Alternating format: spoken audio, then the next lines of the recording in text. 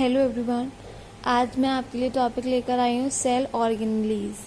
जैसा कि मैंने आप सबको अपनी लास्ट वीडियो में बताया था सेल और उसके टाइप के बारे में, राइट। तो मेरी नेक्स्ट वीडियो है आप लोग के लिए सेल ऑर्गेनेलीज।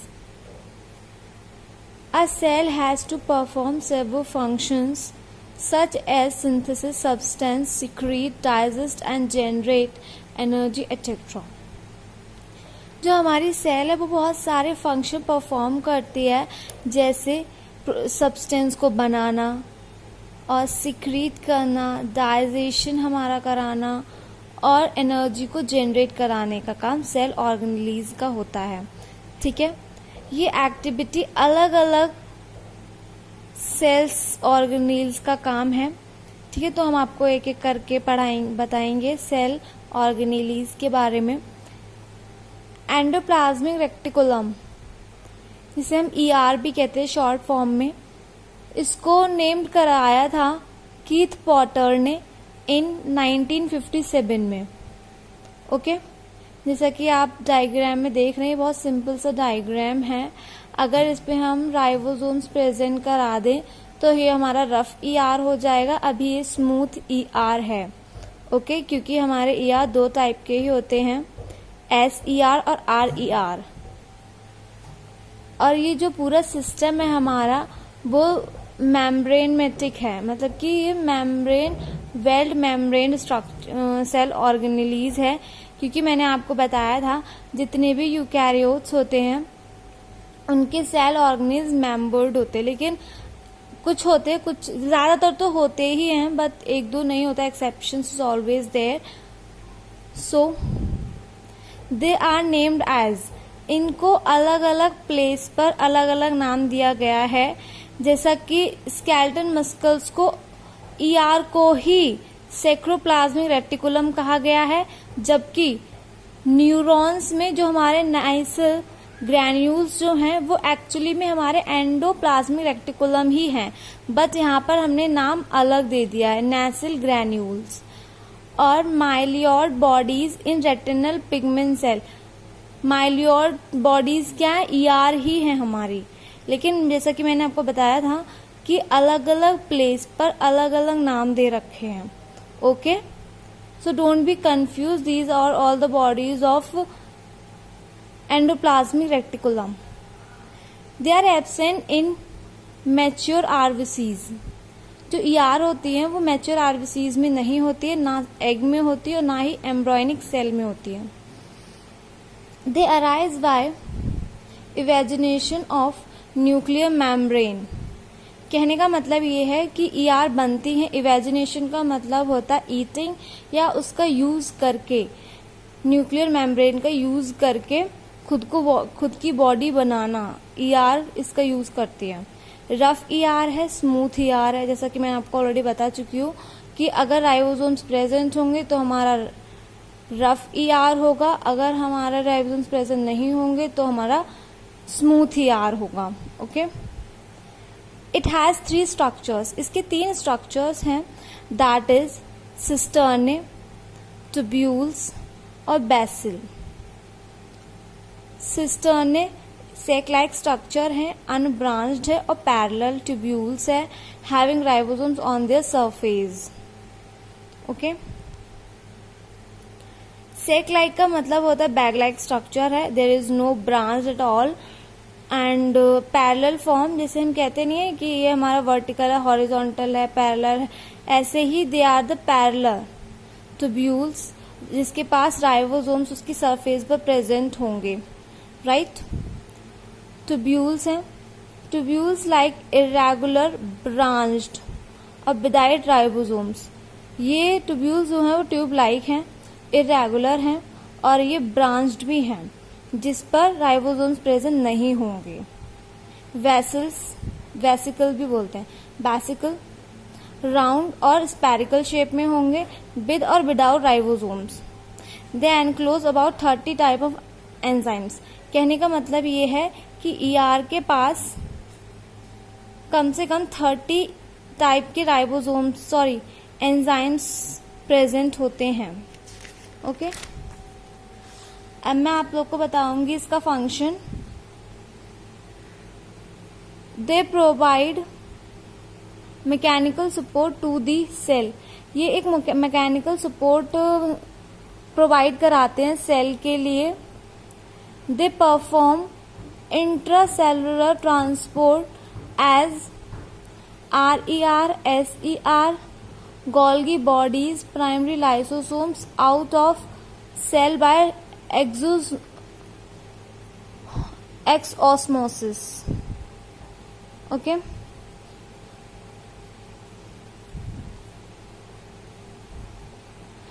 इनका जो परफॉर्म्ड है वो एक इंट्रासेलुलर ट्रांसपोर्ट है, जैसे कि रफ ER से लेकर स्मूथ ER तक, फिर वहां से गोल्गी बॉडी तक, गोल्गी बॉडी से लाइसोसोम्स तक, फिर सेल के बाहर चला जाना by exosmosis. It is all about, ये जो ट्रांसपोर्ट हो रहा है वो एक मॉलिक्यूल या सब्सटेंस का ट्रांसपोर्ट हो रहा है, राइट। या प्रोटीन का भी हो सकता है, क्योंकि प्रोटीन भी इसकी हेल्प से ही बनती है एज अ, जैसा कि इसको सपोर्ट तो RBCs करती है, सॉरी राइबोसोम्स करती है, बट ये ट्रांसपोर्ट इस फॉर्म में भी हो सकती है। They also help in the formation of primary lysosomes and synthesis of nuclear envelope. ये ऑल्सो हेल्प करती है फॉर्मेशन ऑफ प्राइमरी लाइसोसोम्स और synthesis of nuclear envelope. Lysosomes हमारा ऑर्गेनेलीज है, ओके, और न्यूक्लियर एनवेलप तो हमें पता है, the covering of nucleus. They exchange material between cell and the external environment. इसका जो फंक्शन है, सेल और एक्सटर्नल एनवायरनमेंट के बीच में जो एक्सचेंज होता है मटेरियल का, वो इससे परफॉर्म्ड हो जाता है ER से। दे also help in the formation of primary lysosomes and synthesis, I told you already, right. Golgi complex, ये जो गोल्जी कॉम्प्लेक्स है ये कैमिलियो गोल्गी ने दिया था इन 1898 में। As I have already draw the structure of it, you can see that vacuoles is present, tubules, bacillus. It is the structure of mature phase of Golgi body. Okay, cisternae है mature phase. It present in all eukaryotic cell except RBC, prokaryotes. RBC और prokaryote को छोड़कर जितने भी eukaryotes होते हैं उसमें हमारा गोल्जी अपैरेटस या गोल्जी बॉडी प्रेजेंट होती है। दूसरा पॉइंट है इसका, it is surrounded by zone of exclusion. इसका मतलब होता है क्लियर रीजन। इस जहां पर गोल्जी बॉडी प्रेजेंट है ना, वहां पर कोई भी सेल ऑर्गेनेलिज उसके अराउंडेड नहीं है, चाहे वो हमारा ER हो, चाहे माइटोकॉन्ड्रिया हो, राइबोसोम्स हो, लाइसोसोम्स हो, व्हाटएवर, ठीक है। They originate from ER। Golgi body भी किससे ओरिजिनेट है? ER से। इसके पास भी 3 स्ट्रक्चर्स है, मतलब सॉरी 3 पार्ट्स है, सिस्टर्ने, ट्यूब्यूल्स और वैक्यूल्स। सिस्टर्ने सेल लाइक है, अनब्रांच्ड है, इसमें 2 से लेकर 12 पैरेलल ट्यूब्यूल्स होते हैं, और ट्यूब्यूल्स ट्यूब लाइक होते हैं और ब्रांच होते हैं। वैक्यूल है, sac like, as I told you कि बैग लाइक है, हल्का सा इसका गोल बैग टाइप स्ट्रक्चर होगा, प्रेजेंट नियर मैच्योर फेस। और ये हमें वैक्यूल्स तब दिखाई देगा जब गोल्जी कॉम्प्लेक्स अपना मैच्योर फेस शो करेगा। अब मैं आपको इसका फंक्शन बताऊंगी। पहला फंक्शन है, it is a component of intracellular transport system. इसमें भी कंपोनेंट्स का इंट्रासेलुलर ट्रांसपोर्ट होता है। It form lysosomes. Golgi bodies जो है लाइसोसोम्स को फॉर्म करती हैं। It forms acrosomes in sperms. Sperms में जो एक्रोसोम्स है ना, वो भी गोल्जी बॉडी ही फॉर्म करती है। एक्रोसोम का मतलब होता है जो हमारा स्ट्रक्चर होता है ना स्पर्म का, हमारे स्पर्म का स्ट्रक्चर कुछ इस तरह होता है, राइट। इसका जो कैप है जो कैप लाइक स्ट्रक्चर उसको हमने एक्रोसोम्स कहा है। इसमें बहुत सारे एंजाइम्स प्रेजेंट होंगे, तो इस कैप को हमने कहा है एक्रोसोम्स। ठीक है। Golgi complex produce pigment granules in tumour and cancer cells. अब जो हमारा गोल्जी बॉडीज है वो पिगमेंट ग्रैन्यूल्स प्रोड्यूस कर देता है ट्यूमर और कैंसरस सेल में। अब हमारा तीसरा ऑर्गेनेलिज है माइटोकॉन्ड्रिया, जो कि बहुत इम्पॉर्टेंट है, इसके बारे में हमारा आता है। ओके, लेकिन 12th के लेवल पे ऑर्गेनेलिज आते नहीं है, ज्यादातर सेल के बारे में बहुत कम पूछा जाता है, क्योंकि इतना टाइम नहीं हो पाता उन लोगों के लिए कि वो आपको ये भी दे, इसलिए हमें पता होना चाहिए 12th में नॉलेज के लिए, बट ये हमारा बीएससी लेवल का भी है। ओके, माइटोकॉन्ड्रिया जो वर्ड था वो दिया था सी बेंडा, कहने का मतलब कर्ल बेंडा, इन 1897 में, जबकि इसको डिस्कवर करा था अल्बर्ट वॉन कॉलिकर इन 1880 में। ये दो इम्पॉर्टेंट हैं, हमें पता होना, दो साइंटिस्ट इम्पॉर्टेंट हैं, हमें पता होना चाहिए कि किसने नेम दिया था और कौन से साइंटिस्ट ने डिस्कवर करा था माइटोकॉन्ड्रिया के लिए। Okay, these are the second largest organelles in the animal cell. Animal cell में ये सेकंड लार्जेस्ट ऑर्गेनेलिज है। Okay, these are self replicating bodies with life span of 7 to 10 days। इनका जो टाइमिंग है लाइफ स्पेन करने की वो 7 से 10 डेज हैं। वो 7 से 10 दिन के बाद अपने आप रेप्लिकेट कर जाती है उसकी सेल, मतलब mitochondria organelles. Okay, and it is only present in eukaryotic cell except in RBCs and anaerobic cells।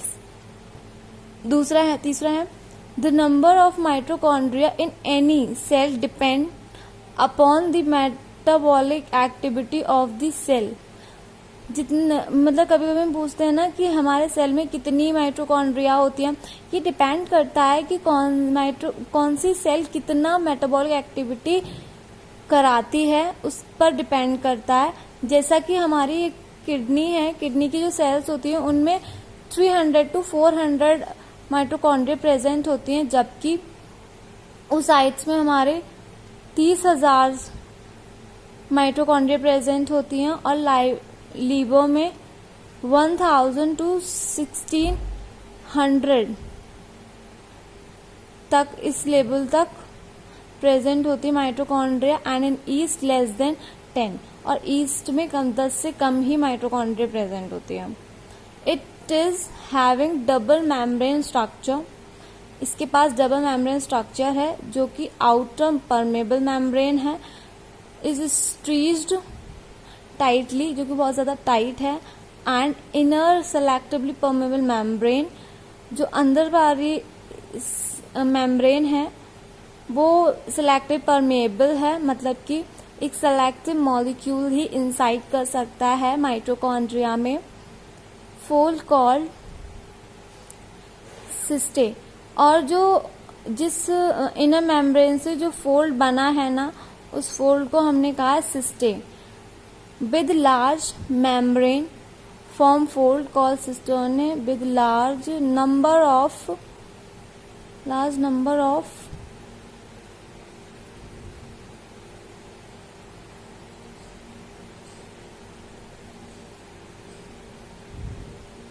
Ball like structures attached called oxysomes. ये जो स्ट्रक्चर है ना गोल वाला, ये पूरा, इसको हम ऑक्सीजोम्स कहेंगे। ऑक्सीजोम का मैंने डायग्राम ड्रॉ कर रखा है। हेड है F1 ATPase और रीजन ATPase रीजन, इसको हम हेड भी कह सकते हैं, F1 कह सकते हैं, ATPase रीजन भी कह सकते हैं। ये स्टाल्क है जिसमें टॉक लेकर रखा है, स्टाल्क है जिसे F5 और F6 कहते हैं। ये ऑक्सीजोम का बेस है F0 C फेसिंग, जिसे हम सिस्टिफ क्रिस्टे फेसिंग भी कहते हैं। ये हमारा पूरा डायग्राम है ऑक्सीसोम्स का। दीज आर ऑटोनोमस बॉडीज, और ये सेमी ऑटोनोमस बॉडीज हैं। मैंने ड्रॉ कर रखा है माइटोकॉन्ड्रिया का स्ट्रक्चर, यू कैन सी। इसमें ये वाली मेम्ब्रेन नहीं है, ठीक है, ये आउटर है ये वाली, और जो ये वाली है वो इनर है, और ये इसके ट्यूब्यूल्स है, इसके ऊपर ये राइबोसोम सिस्टर्ने है, सिस्टर्ने है, ओके, मतलब ऑक्सीसोम्स है ये, और ये ट्यूब जो है सिस्टर्ने है, ट्यूब लाइक स्ट्रक्चर्स, राइट। मैं इसका फंक्शन बताऊंगी आप लोगों के लिए। They are the power house, storage battery और ATP mills of the cell. जैसा कि हमें पता है कि माइटोकॉन्ड्रिया को हम रिफर्ड करते हैं as a power house of energy because in it ATPs are formed, okay. The outer membrane chamber of mitochondria help in elongation of fatty acid chain। जो बाहर की मेम्ब्रेन चैम्बर है माइटोकॉन्ड्रिया का, वो हेल्प करता है elongation of fatty acid chain, जिससे कि फैटी एसिड जो चेन है वो लॉन्ग हो जाए। York formation during ovum development is done by mitochondria. जो ओवम में यॉर्क जो प्रेजेंट होता है वो because of mitochondria. They can store and release calcium ion whenever is required। ये स्टोर करके रख सकती है और ये रिलीज भी करती है जब भी एनर्जी की रिक्वायरमेंट होती है तब। It is the site of thermogenesis. ये एक साइट है थर्मोजेनेसिस। थर्मोजेनेसिस का मतलब है जैसे जेनेसिस हमारा स्पर्मेटोजेनेसिस या फिर oogenesis, right. Thermo related to temperature. oogenesis जब होता है या फिर स्पर्मजेनेसिस जब होता है तो टेम्परेचर का ध्यान रखता है कौन, माइटोकॉन्ड्रिया। राइबोसोम्स पर आ जाइए। This is the fourth organelles of our cell. Ribosomes discover किया था 1955 में जॉर्ज ई प्लैडे ने, ओके। They are non membranous smallest organelles of the cell. ये मैंने कहा था ना कि बहुत कम ही एक्सेप्शन होंगे कि जिसमें मेम्ब्रेन बाउंडेड ऑर्गेनेल्स ना हो, यूकैरियोट्स में ज्यादातर होते हैं। तो राइबोसोम जो है वो नॉन मेम्बरस है, okay. They are present in both prokaryotes and eukaryote except in mature sperm and RBCs, okay. कहने का मतलब क्या है, they are present in both, ये दोनों में ही प्रेजेंट होते हैं, चाहे हमारे प्रोकैरियोट्स हो चाहे यूकैरियोट्स हो, बट मैच्योर स्पर्म को छोड़कर और आरबीसीज को छोड़कर सब में होते हैं। Each ribosomes have two parts, small one is cap and large one is dome shape. जो हमारा छोटा होता है पार्ट राइबोसोम्स का उसे हम कैप कहते हैं, जबकि जो बड़ा पार्ट होता है उसको हम डॉम शेप कहते हैं।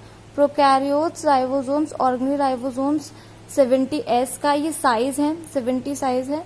50S प्लस 30S ये साइज है, मतलब कि 50S प्लस 30S। ऐसे ही अगर यूकैरियोट्स है तो उसमें 80S है, ये बड़ा होता है यूकैरियोट्स में साइज और राइबोसोम्स का। 80S, 60S और 40S। Each subunit is composed of rRNA and protein complex called ribonucleoprotein। जो सब यूनिट्स होते हैं वो rRNA से और प्रोटीन कॉम्प्लेक्स से बनकर मिले, इसीलिए हम इसको कहते हैं ribonucleoprotein। As I have already drawn the structure of ribosomes, you can see ये हमारा है 40S स्मॉल वन और 60S large one, this one. Messenger यहाँ पर ये साइट है मैसेंजर आरएनए अटैचमेंट साइट, और ये हमारा लार्ज 60S, और ये जो है एक टनल टाइप फॉर्म हो गया है, इसको हमने कहा टनल, और नीचे अटैच्ड है ये ER से, okay. this is all about the ribosomes. Now we are come on the function of it. They are the site of protein synthesis. इसकी साइट पर प्रोटीन का सिंथेसिस होता है, मतलब कि जो राइबोसोम्स हैं वहां पर ये एक साइट प्रोवाइड करता है प्रोटीन के लिए, जिससे कि प्रोटीन सिंथेसिस हो सके. They provide the site for the attachment of messenger RNA and tRNA, give them protection from cytoplasmic nucleases. ये प्रोवाइड करता है एक अटैचमेंट, एक एरिया या फिर एक साइट प्रोवाइड करता है जिससे कि मैसेंजर आरएनए और टीआरएनए अटैच हो सके, और उसे एक प्रोटेक्शन बदले में, इस अटैचमेंट के बदले में प्रोटेक्शन होती है फ्रॉम दी साइटोप्लाज्मिक न्यूक्लियस से. टनल ऑफ लार्ज सब units protect the nascent polypeptide till it attains secondary structure. जब तक ये सेकेंडरी स्ट्रक्चर अटेन ना करे उससे पहले जो टनल होते हैं लार्जर सब यूनिट्स के, वो प्रोटेक्ट करते हैं नेसेंट पॉलीपेप्टाइड से. Okay, so guys, this is all about the cell organelles. I hope all you guys support on it. Thank you for watching, all of you.